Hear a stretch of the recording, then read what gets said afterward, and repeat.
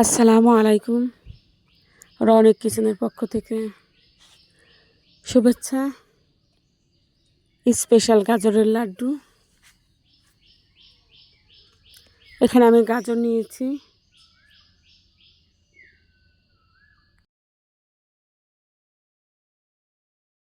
গাজরগুলো ছিলে নিয়েছি। এখন আমি গ্রেটার দিয়ে গ্রেট করব। পরিষ্কার পানি দিয়ে ধুয়ে নিয়েছি। ঠিক গ্রেটারের চিকন অংশ দিয়ে এভাবে গ্রেট করবেন।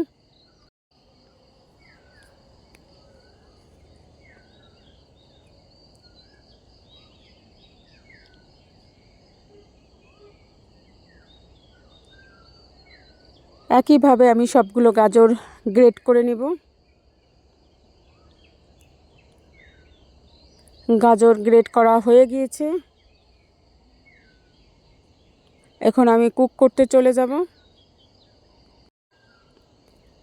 একটি ফ্রাইং প্যান নিয়েছি, ঘি। এখানে অবশ্যই ঘি ব্যবহার করবেন। ঘি ব্যবহার করলে টেস্ট বেশি ভালো আসবে এবং স্মেল সুন্দর আসবে।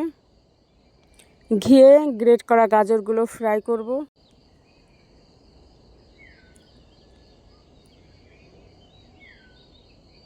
যাদের হাতের কাছে ঘি থাকবে না তারা সয়াবিন তেল ব্যবহার করতে পারেন অথবা বাটার। তবে ঘি ব্যবহার করলে বেশি ভালো হবে।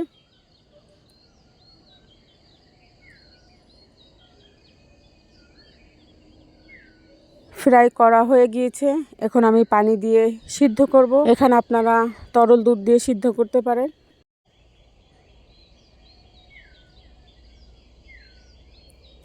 দুধ দিয়ে সিদ্ধ করলে বেশি টেস্ট আসে।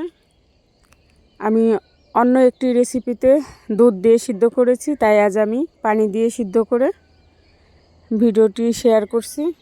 আপনারা যে কোনো এক পদ্ধতিতে গাজরগুলো সিদ্ধ করতে পারেন।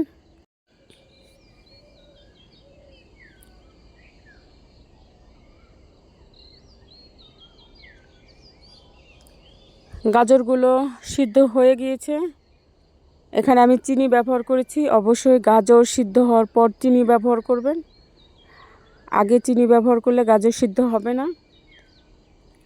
গাজর যেহেতু মিষ্টি, সেই অনুযায়ী চিনি ব্যবহার করবেন।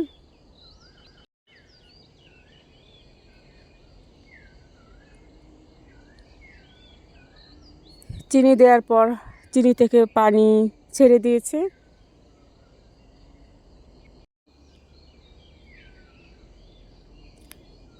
এ পর্যায়ে আমি গুঁড়া দুধ ব্যবহার করব।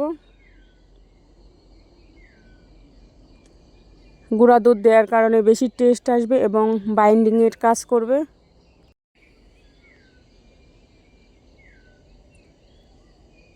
গুঁড়া দুধ দিয়ে সুন্দর করে মেশাবো। আপনারা এখানে বেশি পরিমাণে গুঁড়া দুধ ব্যবহার করতে পারেন।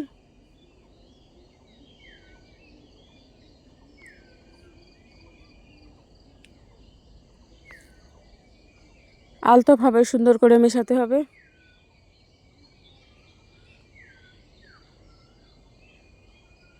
এখানে আপনারা সামান্য পানির সঙ্গে গুঁড়া দুধ মিক্সড করেও ব্যবহার করতে পারেন।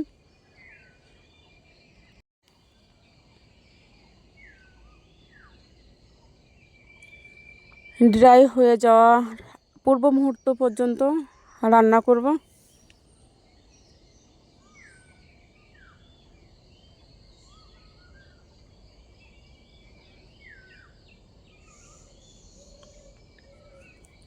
অলরেডি স্টিকি ভাব চলে আসছে।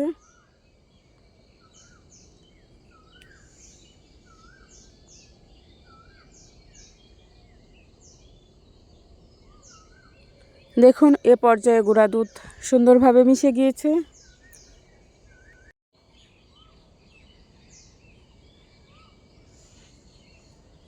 অনেক সময় গুঁড়া দুধগুলো দলা পেকে থাকে, সেটা সুন্দর করে মেশাবেন। একদম স্টিকি হয়ে আসছে। এখন আমি কিছু ড্রাই ফ্রুটস ফ্রাই করব।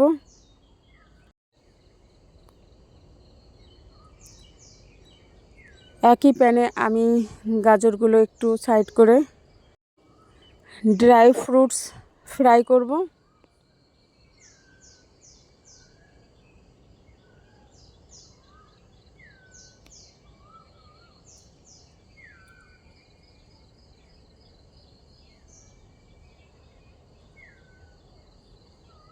ঘি শেষ পর্যায়ে ঘি ব্যবহার করলে শাহি ফ্লেভার আসবে। এখানে আমি 3 রকমের বাদাম নিয়েছি, চীনা বাদাম, কাঠবাদাম এবং কাজু বাদাম। আপনারা যে কোনো বাদাম ব্যবহার করতে পারেন। ইচ্ছা করলে এখানে আপনারা কিশমিশ ব্যবহার করতে পারেন।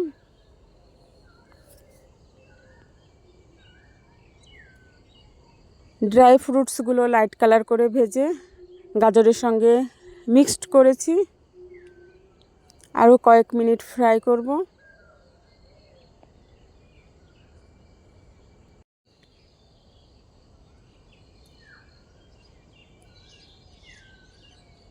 অলরেডি হালুয়া পারফেক্ট হয়েছে। দেখুন, ফ্রাই প্যান থেকে ছেড়ে দিচ্ছে এবং খুব সুন্দর স্টিকি ভাব চলে আসছে। বাদাম দেওয়ার কারণে বেশি টেস্টি হবে। এই গাজরের হালুয়া বা লাড্ডু বাচ্চাদের জন্য খুবই হেলদি, কারণ এখানে ক্যারটস থাকে, বিভিন্ন রকমের নাটস, ঘি, মিল্ক, এগুলো বাচ্চাদের জন্য খুবই হেলদি। অনেক বেবি আছে যারা ফ্রুটস অথবা ভেজিটেবলস খেতে চায় না, তাদের জন্য এভাবে গাজরের হালুয়া বা লাড্ডু তৈরি করে দিবেন, ইজিলি খাবে। ফ্রাইং প্যান থেকে ট্রান্সফার করেছি। এখন ঠান্ডা হয়ে গিয়েছে। হাতে একটু ঘি নিয়ে সুন্দর করে লাড্ডুর শেপ দেব। আপনারা যে কোনো শেপ দিতে পারেন। আমার বাচ্চা খুব সুন্দরভাবে খায়। আমি গাজরের সিজনে কয়েকবার গাজরের হালুয়া, লাড্ডু এগুলো তৈরি করি। আশা করি আপনার বেবিরাও খুব সুন্দরভাবে খাবে।